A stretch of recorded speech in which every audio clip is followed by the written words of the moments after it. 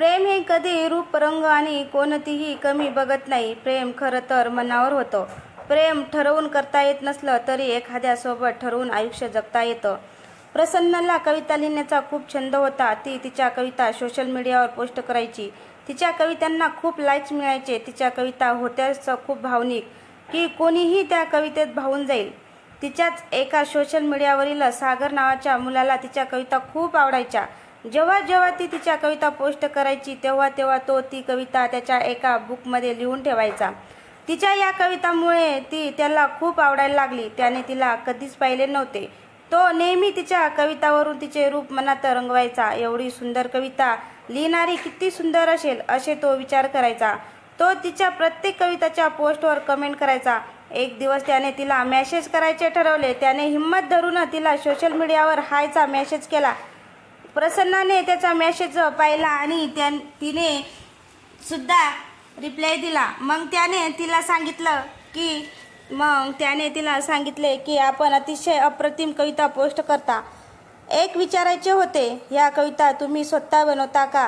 तिचा रिप्लाय हो आला. नंतर तो म्हणाला की खरंच तुम्ही खूप भावनिक कविता लिहिता आणि मला तुमच्या कविता खूप आवडतात. तिने धन्यवादचा रिप्लाय दिला आणि ती ऑफलाईन गेली. अशा प्रकारे तो नेहमी तिला मेसेज करायचा. दोघेही एकमेकांशी खूप बोलायचे. सागर गॅलरीत बसून त्याच्या बुकमध्ये लिहिलेल्या तिच्या कविता वाचत होता. तिने अजून कविता पोस्ट केल्या आहेत का हे पाहण्यासाठी तो सोशल मीडियावर ऑनलाईन आला.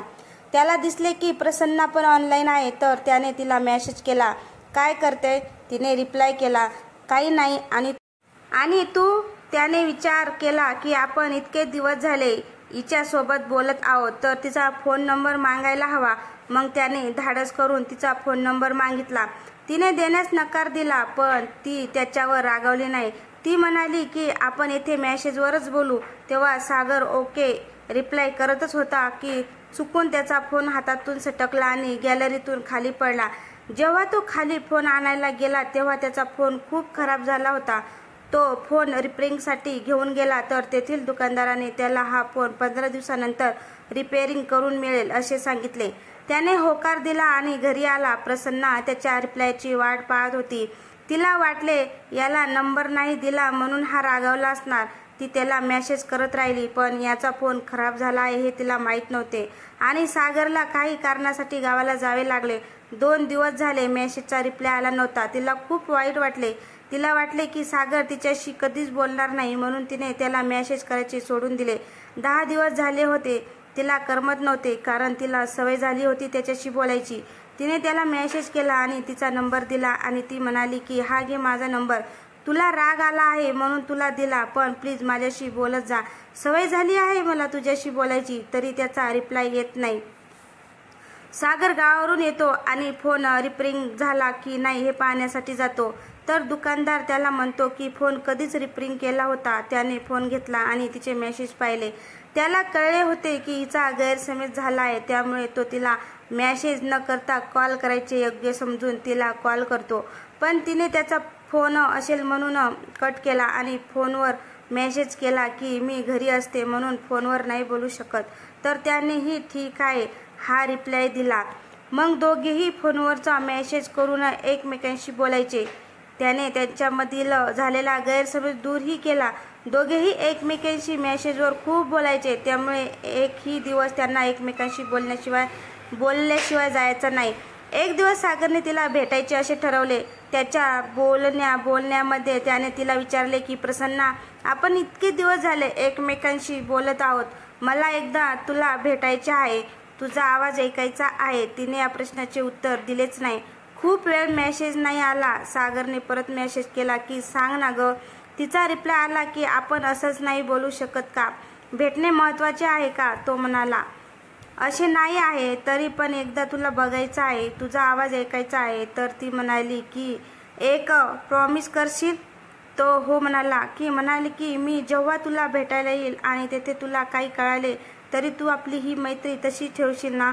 तो म्हणाला अगं वेडी असं का बोलते? ती म्हणाली आधी तू सांग. मग तो म्हणाला हो. मग उद्या भेटूया का? ती हो म्हणाली. मग त्या दोघांनी भेटण्याची वेळ आणि ठिकाण ठरवले. सागर खूप आनंदी होता. आपण प्रसन्नाला प्रत्यक्ष भेटणार आहोत. दोघांनीही एकमेकांना कधी बघितले नव्हते. त्यामुळे एकमेकांना कसे ओळखावे हे कठीण होते. सागरने त्याचे काही फोटो सोशल मीडियावर टाकले होते, त्यामुळे प्रसन्ना त्याला ओळखेल हे त्याला माहीत होते. ज्या ठिकाणी भेटायचे ठरले होते त्या ठिकाणी सागर जाऊन तिची वाट पाहत होता. समोरून एक मुलगी येत होती. कदाचित तीच प्रसन्ना असेल असे त्याला वाटले. ती डोळ्यासमोर आली आणि तिने इशाऱ्याने हाय केले. त्याने सुद्धा तिला इशाऱ्याने हाय केले. दोघेही एका ठिकाणी बसले तेव्हा सागर तिच्याशी खूप बोलत होता. ती फक्त स्माईल देत होती. त्याला असे वाटले की हिला ऑड वाटत असेल म्हणून आपल्याशी बोलत नसेल, पण सागर बोलतच राहिला आणि अचानक त्याने पाहिले की प्रसन्नाच्या डोळ्यात अश्रू होते. त्याने तिला विचारले की का रडत आहेस? ती काही बोललीच नाही. त्याने विचारले की मी कुठे चुकलो का? तरीही ती काहीच बोलली नाही. तिने त्याच्या हातात लेटर दिले आणि तिथून निघून गेली. तो ते लेटर तिकडेच वाचत होता. त्यात असे लिहिले होते की सागर, मला माफ कर. मी आपल्या मैत्रीच्या नात्यात फसवणूक केली आहे. मी तुझ्याशी खूप खोटं बोलली आहे. खरं सांगू तर मला बोलता येत नाही. लहानपणापासूनच मी मुकी आहे आणि हेच मला माझ्या आयुष्यातला कमीपणा वाटतो. मी तुझी मैत्रीण नाही बनू शकत हे सत्य. मला स्वीकारायला हवं. मला नाही करमणार तुझ्याशिवाय, पण मला माहीत आहे तुला जेव्हा हे सत्य कळेल तेव्हा तू स्वतः आपली मैत्रीचं नातं तोडशील. मला जास्त त्रास होण्यापेक्षा मीच तुला माझे खरे सत्य सांगून आपले मैत्रीचे नाते तोडते. जमलं तर मला माफ कर. हे वाचून त्याला खूप वाईट वाटते. तो तिला मेसेज करतो की तू जिकडे आहेस तिकडून परत ये. मी अजून इथेच आहे. जोपर्यंत तू येणार नाही तोपर्यंत मी इथेच राहीन, तुझी वाट बघेन. ती हा मेसेज बघून परत मागे येते आणि त्याच्यासमोर उभी राहते. तो बोलतो, तू बरोबर समजलीस. मला तुझे हे सत्य ऐकून आपल्यातलं हे मैत्रीचे नातं संपवणार आहे.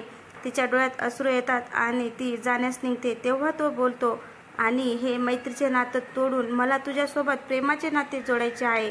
मला तुझ्यातला हा निरागसपणा आवडायला लागला आहे. काय झालं जर तू बोलत नसलीस? मला तुझे मन बघून तुझ्यावर प्रेम झाले आहे. खरं तर मी तुझ्या कविताचा आधीपासून वेडा होतोच, आता तर तुझ्या मनाचाही वेडा झालो आहे.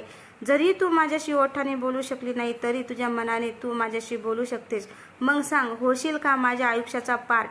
ती हे सगळे ऐकून त्याला मिठी मारते आणि त्याला कळते की हिला सुद्धा माझ्या आयुष्याचा पार्ट व्हायचा आहे.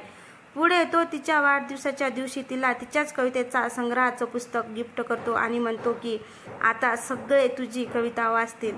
तर मित्रांनो, तुम्हाला